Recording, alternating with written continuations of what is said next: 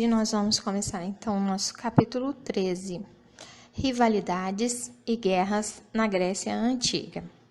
Então, nesse capítulo nós temos alguns objetivos, Um deles é estudar a Guerra do Peloponeso, relacionando suas causas com o desfecho das guerras médicas e suas consequências para a formação do Império Macedônico. Nós vamos compreender o processo de formação da cultura helenística promovida por Alexandre o Grande.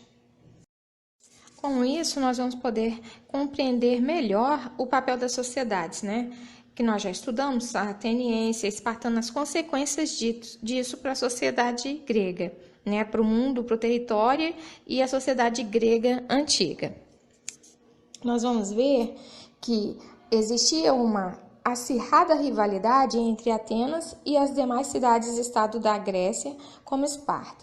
Isso vai originar um enfraquecimento que se estendeu por décadas e culminou na derrota dos atenienses.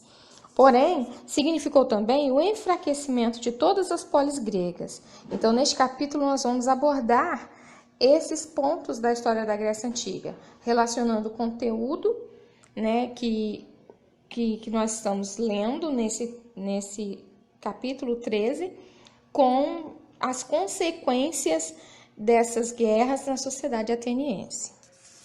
Nós vamos poder perceber que todas as guerras elas vão então devastar alguns países, elas vão ameaçar as populações civis, matar milhares de pessoas, vão causar êxodo de outros milhares de refugiados, como nós temos visto atualmente no mundo.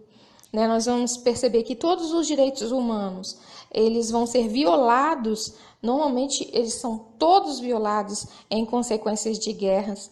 Nós vamos ver várias formas de violação dos direitos humanos decorrentes de guerras. Nós vamos perceber então, como nós temos visto na história, os refugiados têm todos os seus direitos humanos negados por causa como consequência de guerras. Rivalidades e guerras na Grécia Antiga. Capítulo 13. Nos dias atuais, ainda há povos que guerreiam pelos mais variados motivos: religiosos, territoriais, ideológicos, políticos, étnicos. Pensando na proteção e na segurança das crianças, a Organização das Nações Unidas, ONU, aprovou em 1959 uma declaração com 10 direitos da criança. Então, aqui embaixo nós podemos ver quais são os 10 direitos da criança.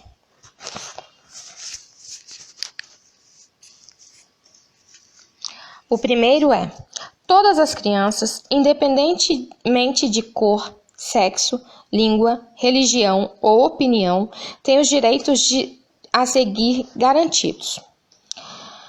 A criança será protegida e terá desenvolvimento físico, mental, moral, espiritual e social adequados. Crianças têm direito a nome e nacionalidade. A criança terá direito à alimentação, recreação e assistência médica. Crianças deficientes terão tratamento, educação e cuidados especiais. A criança precisa de amor e compreensão. A criança terá direito a receber educação, que será gratuita, pelo menos no grau primário. As crianças estarão, em quaisquer circunstâncias, entre os primeiros a receber proteção e socorro. A criança será protegida contra qualquer crueldade e exploração. Não será permitido que ela trabalhe ou tenha ocupação que prejudique os estudos ou a saúde. A criança terá proteção contra atos de discriminação. As guerras médicas.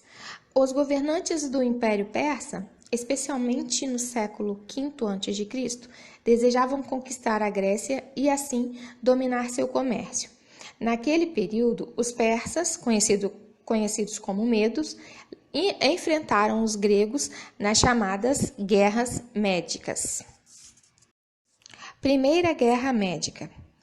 Dario, imperador persa, liderava um exército numeroso, bem armado e muito bem treinado. Confiante de que as rivalidades entre as cidades gregas facilitariam sua vitória, iniciou a conquista pelas colônias da Ásia Menor e, em 490 a.C., avançou para a Grécia continental. Diante dessa ameaça, as cidades gregas se uniram sob a liderança de Atenas e conseguiram derrotar o exército persa. Conta-se que, depois da última batalha na planície de Maratona, um soldado grego correu até Atenas para contar que haviam vencido a guerra. Esse episódio teria originado o nome maratona, uma modalidade da corrida de longa distância. Segunda Guerra Médica. 10 anos após a derrota persa, o imperador Xerxes, sucessor de Dário, liderou uma nova invasão à Grécia. Diante da necessidade de organizar a defesa e de equipar suas tropas, Atenas formou a Confederação de Delos, uma aliança política e econômica entre várias cidades gregas para suprir as demandas da guerra. Atenas e Esparta. Além do desenvolvimento econômico e militar, Atenas era um rico e diversificado centro cultural do mundo grego. Os atenienses mantiveram a liderança sobre a Confederação de Delos e transformaram as contribuições das cidades aliadas em tributos obrigatórios, utilizando o dinheiro em seu próprio benefício. Algumas cidades gregas se julgavam ameaçadas pelo desenvolvimento de Atenas e uniram-se a Esparta, formando a Liga do Peloponeso. As rivalidades entre a Confederação de Delos e a Liga do Peloponeso acentuaram-se, resultando em 431 a.C. na Guerra do Peloponeso. Os espartanos combatiam melhor em terra, mas os atenienses dominavam o mar. Esse equilíbrio de forças prolongou a guerra por quase 30 anos. Com o objetivo de resistir aos ataques do exército espartano, o governo de Atenas decidiu concentrar a população dentro das muralhas da cidade. Tal medida prejudicou a produção no campo e provocou uma epidemia que matou cerca de 1/3 de seus habitantes. Desgastados pela fome e definitivamente derrotados, os atenienses renderam-se em 404 a.C. Após a guerra, Esparta passou a dominar as cidades gregas. Algum tempo depois, outras cidades como Tebas começaram a disputar essa liderança. As disputas entre as cidades e Estado enfraqueceram a Grécia, facilitando o domínio estrangeiro no século IV a.C. A conquista macedônica e o helenismo. Ao longo de sua história, a Macedônia, situada ao norte da Grécia, foi influenciada pela cultura grega, adotando seu idioma e seus costumes. Durante o governo de Filipe II, teve início a formação de um império que, em 338 a.C., dominou a Grécia. Coube a Alexandre o Grande, filho e sucessor de Filipe II, a tarefa de fortalecer o domínio macedônico na Grécia e de estender as conquistas sobre a Ásia Menor. Entre 334 a.C. e 331 a.C., Alexandre conquistou a Pérsia, a Fenícia, o Egito e parte do Oriente, estabelecendo a capital do Império Macedônico na cidade de Babilônia. Alexandre governava os povos conquistados, permitindo que mantivessem seus costumes, sua língua e sua religião, o que contribuiu para uma fusão entre culturas orientais e ocidentais conhecidas como helenismo. Em troca, exigiu o pagamento de impostos e o respeito à sua autoridade. Em 323 a.C., aos 33 anos de idade, Alexandre morreu vítima de uma febre. O império foi dividido entre os principais comandantes de seu exército. Mais tarde, no século II a.C., os macedônicos foram conquistados pelos romanos. Alexandria, centro cultural do mundo antigo. Em 332 a.C., o imperador Alexandre conquistou o Egito.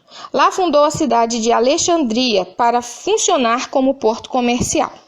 Após a morte de Alexandre, o Império Macedônico foi reorganizado administrativamente e dividido entre 3 grandes reinos, cada qual entregue ao governo de um general. Nesse processo, a importância de Alexandria aumentou e ela tornou-se a capital do Egito, superando em importância econômica, cultural e política todas as demais cidades do Império. Alexandria pode ser considerada uma metrópole do mundo antigo, chegando a ter 500 mil habitantes.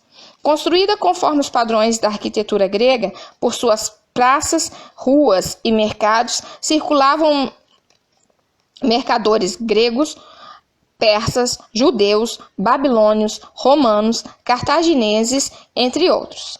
Contudo, o que contribuiu para a cidade se converter no principal centro cultural do mundo antigo foi o funcionamento da Biblioteca de Alexandria, erguida em 283 a.C., no governo de Ptolomeu I. Cerca de 100 anos após sua inauguração, ela foi ampliada com uma nova construção dentro do templo religioso, em homenagem a Serapis. A nova construção passou a abrigar um museu, local de estudo, formado também por teatro, jardim botânico e zoológico, para pesquisas diversas, além de dormitórios para acomodar os eruditos que a frequentavam.